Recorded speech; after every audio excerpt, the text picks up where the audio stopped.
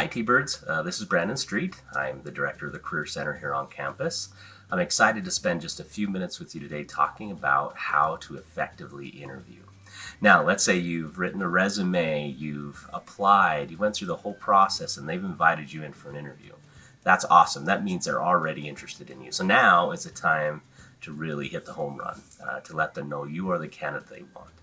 Now the question begs, what are they really looking for in an interview?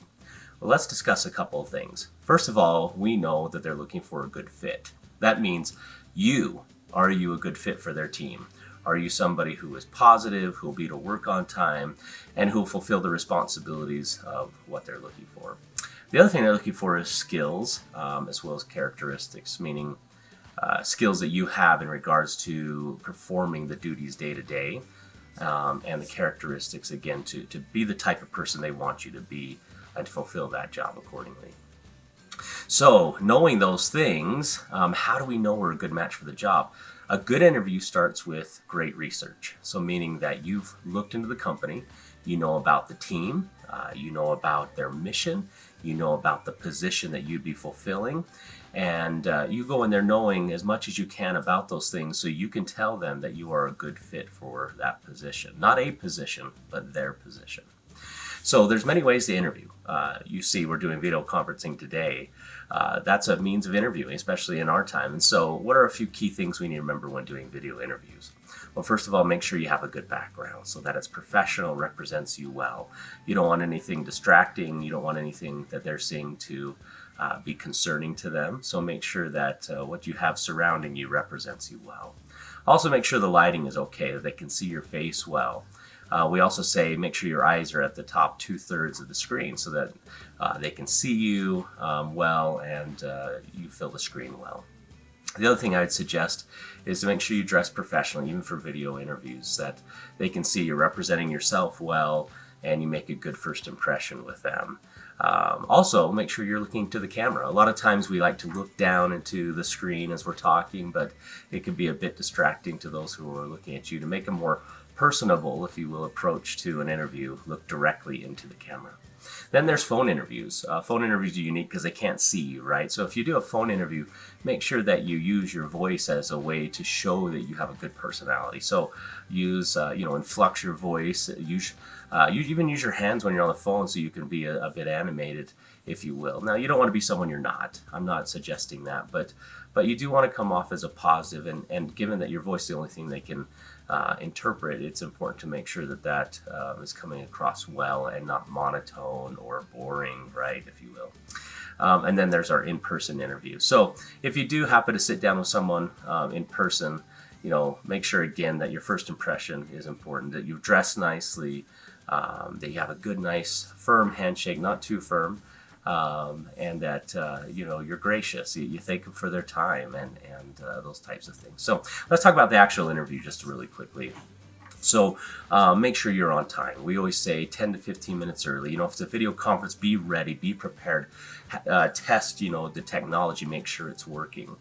If it's a phone interview, make sure that you're ready and available to receive that call, or that you're calling right on time, for those particular ones. If it's in person, be 10 minutes early. It's good to show that you're going to be that type of person for them. Again, dress adequately. Make sure that you have proper dress for whatever type of job it is. So, meaning if you're going to work, outdoors, landscape, so you're probably going to come in a suit, but you still want to come dressed up a little nicer than you would on the job to make sure that they understand you're serious about the job, and that you take yourself serious and their job serious. When you get there, make sure, again, thank them for their time. That's really important. Thank them for interviewing you before you even get started. Treat everybody with respect, no matter who you run into in person or who you're interviewing with. Treat them with respect. The first question even before that, one of the things they're going to do is begin with small talk, right? Just ask you a couple things. How's your day going? Or what do you think of our business location? Things like that. How about the weather? Make sure you stay positive, engage in that small talk. I think it's important that it represents you as someone who can communicate well and they can get along with. The other thing to consider is the first question they're going to ask you, and that is, tell us a bit about yourself, right? This is a 2 to 3 minute at the most question that you want to answer. Now, remember, keep in mind, they're not just asking a broad question about who are you, what are your hobbies, things like that. What they want to know is what skills do you have that we'd be interested in? Reiterate that. Your education that they'd be interested in, characteristics, things that you're bringing to the table as an introduction to them to say, again, here's why we're a good fit. And make sure if you've done your research on them and you know how you're a good fit, this question becomes easy. Obviously, you're going to go along with different questions along the way. We do have on our website, under services here, you're going to find interview help, and we have a whole packet of questions and things that employers may ask. I'd encourage you to go through those. I'm not going to spend time going through all those today. But what I will say is make sure, again, you've done your research on the employer so you know how you're a good fit and can help them understand how you are. When you leave, make sure you have a couple of questions. Again, in this packet here, we've got a few questions that you can ask to the employer to make sure that not only you're a good fit for them, but they're a good fit for you. The other thing that I would suggest to you as you conclude the interview is leave as you came. So make sure you shake their hand, thank them for their time, reiterate the fact that you are interested in that job, and then ask them how and when you can follow up.